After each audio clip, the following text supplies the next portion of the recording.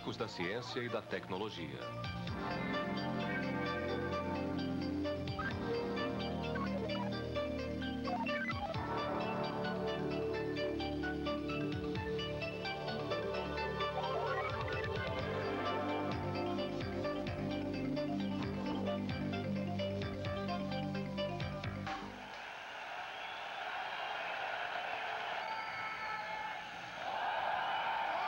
Logo depois da imprensa, a televisão é a mais importante tecnologia da comunicação. Nos trepidantes anos 20, a idade moderna atingiu seu primeiro pique. A telegrafia,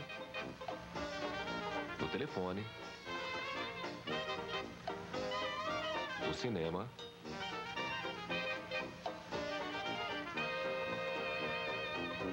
e o gramofone já pertenciam ao cotidiano.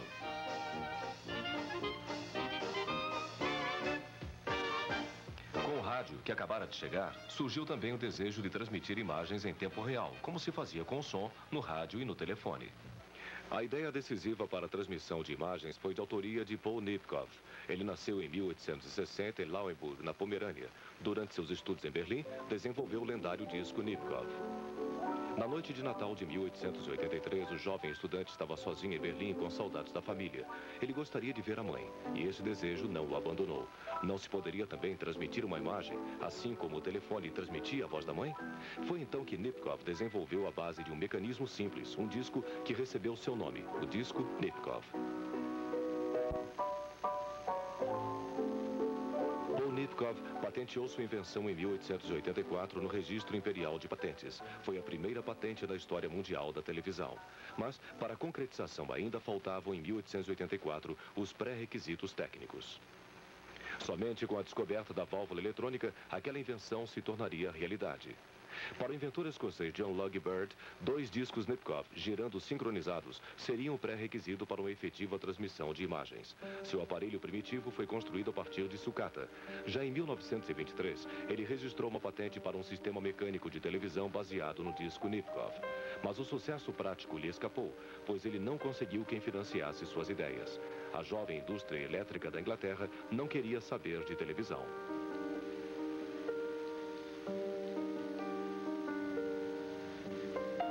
Baird vivia em condições precárias em Londres. Seus estudos em Glasgow foram interrompidos prematuramente. Durante anos, varando noites, ele trabalhava em sua invenção.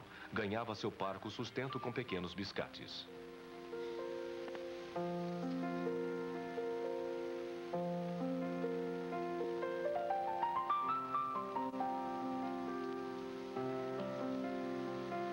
Nascido em 1888 em Glasgow, sendo o mais moço de 4 filhos, já em criança se entusiasmava com a fotografia e com o novo telefone do pai.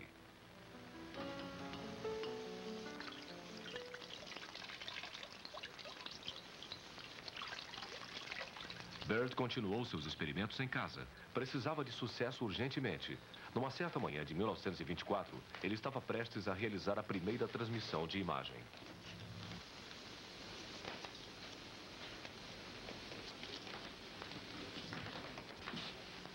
Como imagem, ele escolheu uma cruz de Malta. Um raio de luz a projetou sobre o disco Nipkow, com seus furinhos dispostos em espiral. Atrás do disco, uma fotocélula transformando as oscilações da luz em impulsos elétricos.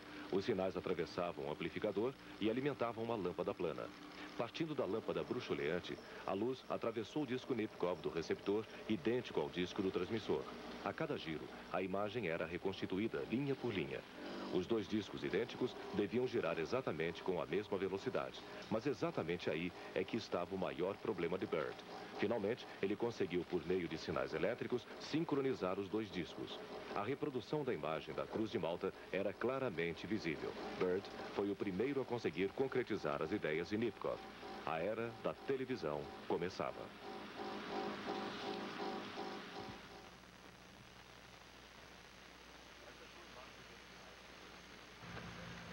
Estas são imagens originais que Baird registrou em velhos discos de cera, usando uma técnica patenteada por ele.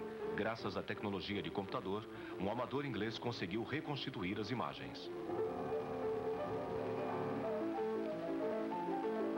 O disco de Nipkow foi a peça mais importante dos primeiros anos da televisão. Os furinhos dispostos em espiral decompunham a imagem linha por linha, projetando os pontos luminosos sobre a fotocélula posterior. Esta convertia os impulsos luminosos em tensões elétricas, proporcionais à luminosidade dos pontos.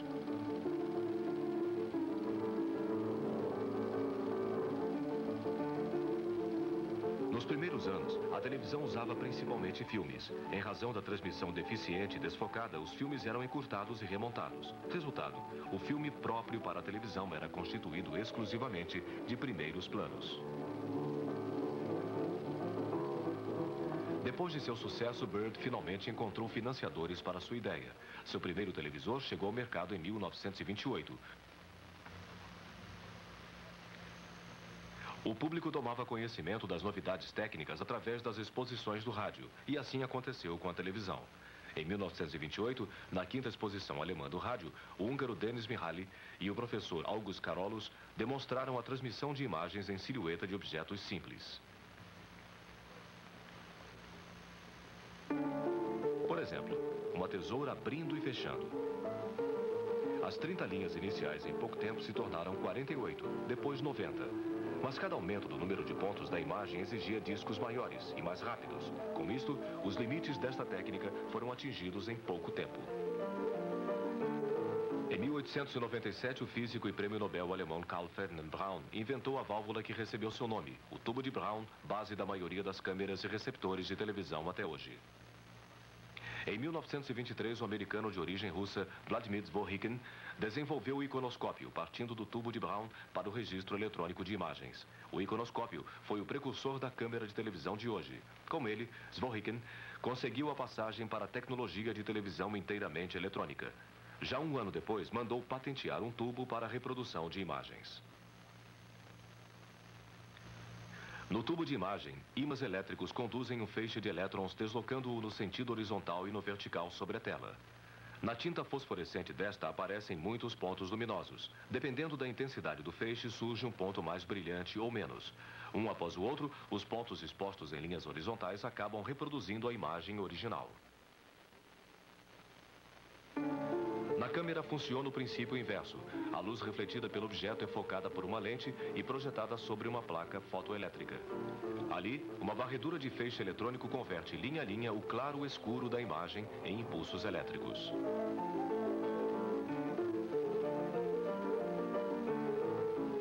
Os sinais são transferidos via cabo ou sinal de rádio. Uma antena os leva ao receptor de televisão. Um feixe eletrônico analisa a imagem, o outro a reconstrói em sincronismo e 25 vezes por segundo. Assim, para o olho humano, surge a ilusão do movimento contínuo. Voltemos à história. Enquanto os pioneiros da televisão Mihaly e Carolus continuavam a desenvolver a televisão mecânica, o jovem inventor Manfred von Ardenne experimentou o tubo eletrônico de televisão. Em 1931, durante o Salão de Rádio de Berlim, ele conseguiu, com o auxílio da empresa Loewe, a primeira transmissão de imagens do mundo diante de um público entusiasmado. A era da televisão mecânica se aproximava do fim.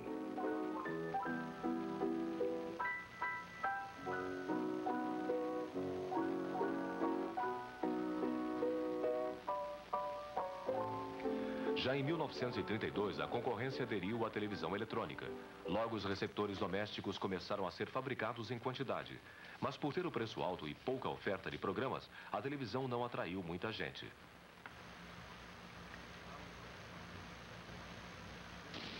Na Alemanha, a partir de 1935, 3 vezes por semana ocorria uma transmissão de televisão. Para a transmissão ao vivo, os artistas se sentavam numa pequena cabina escura. Através da janelinha, um feixe de luz fazia a varredura das pessoas. A partir destas células, do tamanho de uma cabina telefônica, só podiam ser transmitidas imagens em plano americano, do peito para cima. Por enquanto, as transmissões só podiam ser vistas em poucas salas públicas de televisão. Em 1976, a emissora Paul Nipkow, recém-inaugurada, transmitiu imagens dos Jogos Olímpicos de Berlim.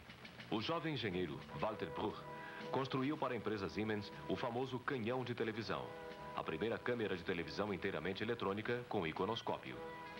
Os nazistas se aproveitaram da nova tecnologia para fins de propaganda. Mas a qualidade de imagem ainda deixava a desejar. Como solução intermediária, se utilizava uma técnica de cinema. O filme exposto era imediatamente revelado no próprio caminhão e varrido por um disco Nipkow. Com um atraso de apenas 1 minuto, a imagem era transmitida.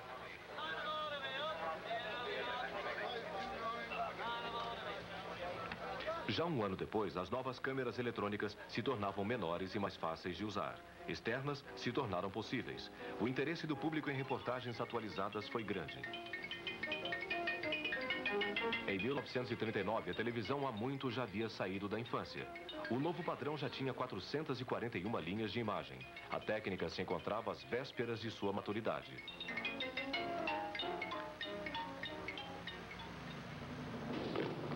Para os nazistas, o novo meio de comunicação era de interesse secundário.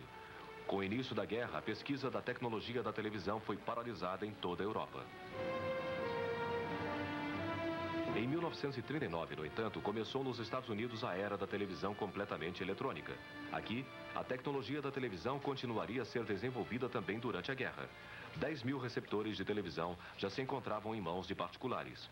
Durante a guerra, em Nova York, semanalmente, eram transmitidos programas de TV. 1945.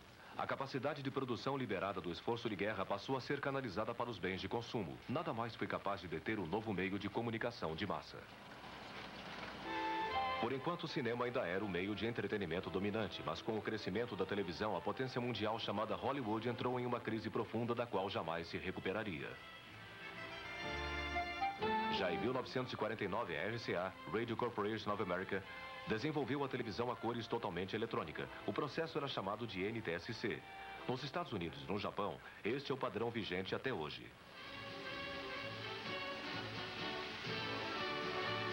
Em 1955, conseguiu-se a primeira transmissão ao vivo de um jogo de beisebol da costa leste para a costa oeste. Nos Estados Unidos, centenas de estações de televisão surgiram, cobrindo todo o país. Os Estados Unidos eram a primeira nação de televisão do mundo.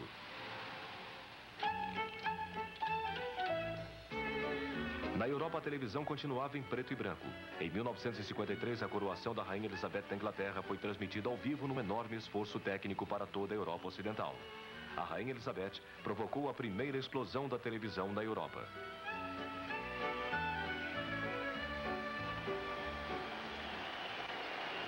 Dez anos depois, em 26 de junho de 1963, já eram milhões de telespectadores no mundo inteiro, assistindo a transmissão do famoso discurso de John Kennedy.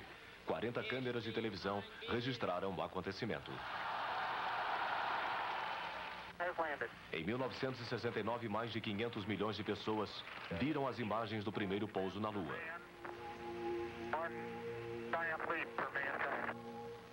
Agora, a Europa também recebia a televisão a cores. As três cores fundamentais, vermelho, azul e verde, se unem para formar a imagem a cores.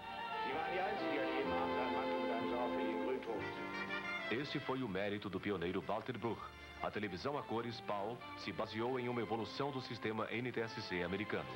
Com exceção de poucos países, a Europa Ocidental se decidiu por adotar o sistema PAL.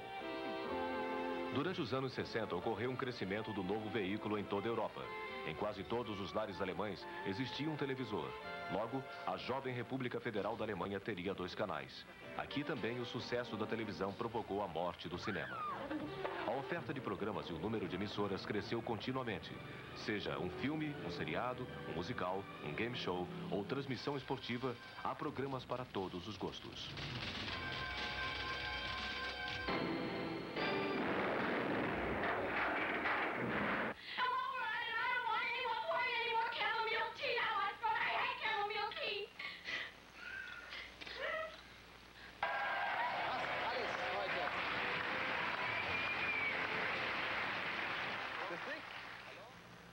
O desenvolvimento técnico também progrediu rapidamente. Em 1981, apareceram os primeiros receptores com som estéreo. Em 1989, os primeiros aparelhos com receptor de satélite integrado. Os novos aparelhos de tela plana poderão ser adaptados ao próximo passo.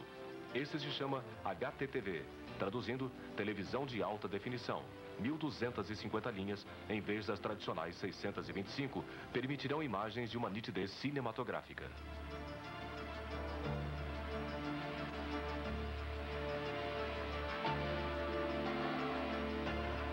O século XX acabou se tornando a era da televisão. A vida pública hoje acontece via televisão. O mundo da televisão tornou-se realidade.